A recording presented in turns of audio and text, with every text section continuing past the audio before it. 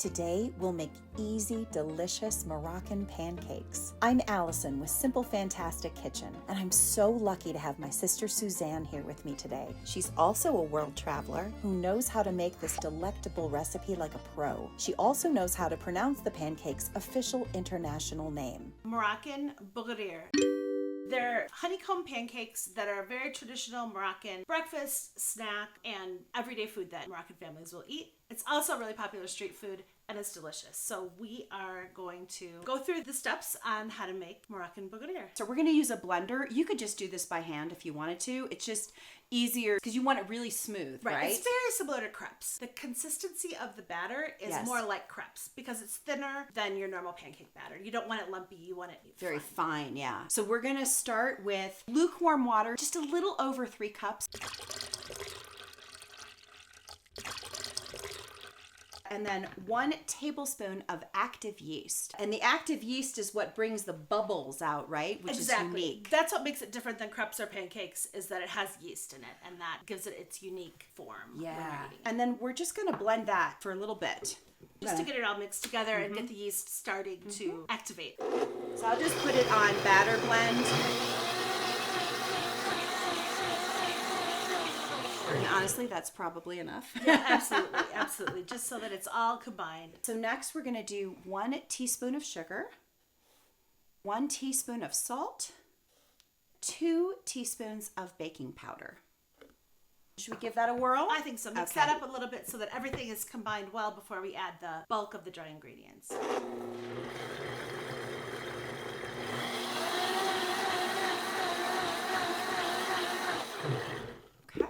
Next up, we have 3/4 cup of all-purpose flour. And then, Susie, do you want to do the semolina flour? It's 1.5 cups. Exactly. And so semolina flour, it's durum flour.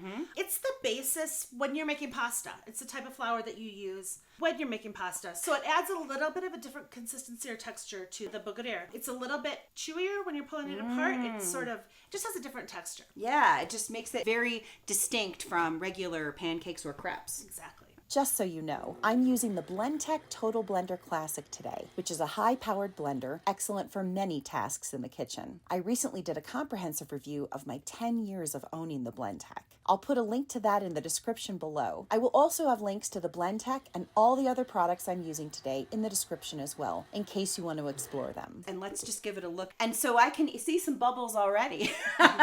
But now we're gonna cover it again and we're gonna let it sit for about 10 to 15 minutes just to let it sort of rise a little bit with the yeast. Exactly. Yeah. And you could go longer than that if you want, but that seems to be just fine.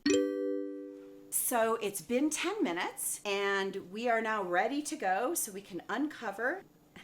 I think we just have to turn this on first because you want to get it rocking and rolling a little bit, right, Suze? Yeah, it needs to be hot before you put the batter on. So your induction cooktop usually heats up really fast. It's a non-stick, but you can spray it with a little something. This is just avocado oil. It's similar as when you're making pancakes. You might just want to put a pat of butter down or your choice of oils. And Susie's going to pour first. You can see the bubbles coming in here. So I'm going to pour about this much. It's about 1/2 cup. You want them to be about 6 inches in diameter, roughly. You want them to be uniform because Susie was telling me that in Morocco, it's all about presentation. And you can see it's starting to bubble up here. But the interesting thing about these pancakes is you don't flip them. You don't flip them at all. You just let them bubble, let them fully cook, and then you just move them onto the plate, cook the next one. Exactly. Cook on only one side so that you get the other side almost like honeycomb that will sponge up the sauce that we're going to make, which is a melted butter and honey, which is so delicious. Yes, very traditional. And of course, you can use any kind of topping that you want, but we're making it the traditional way because I think it's the most delicious. So it's interesting because you can kind of see where it's getting fully cooked is it's changing color. So right here where it's sort of still creamy, that's batter, so it's not ready. And how long does each one usually take to cook?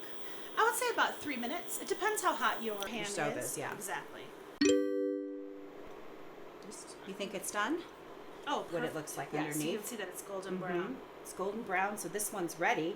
But I like to always use 2 spatulas.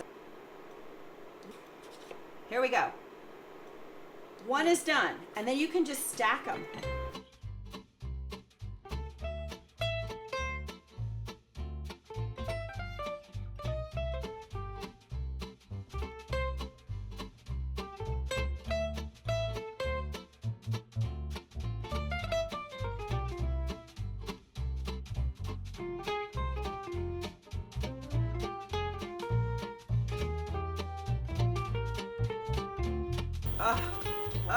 That is too pretty for words. We have all of these Moroccan pancakes. Now all we have to do is plate them up because presentation is everything.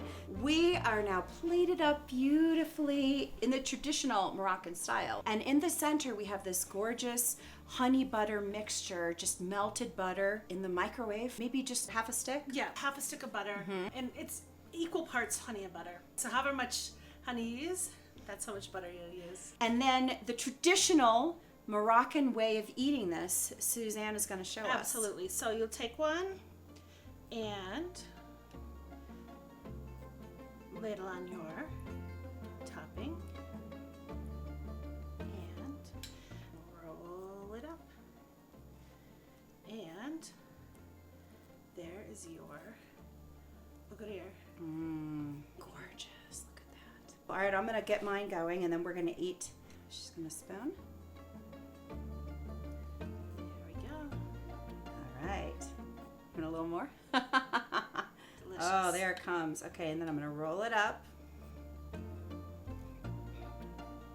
And then we sort of pull it apart.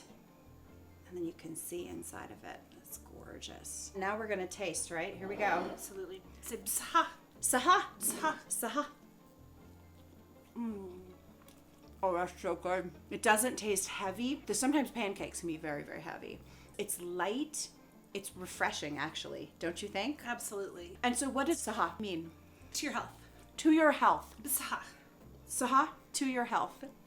The full recipe is in the description below. The product links are in the description as well. For more recipes, subscribe to Simple Fantastic Kitchen.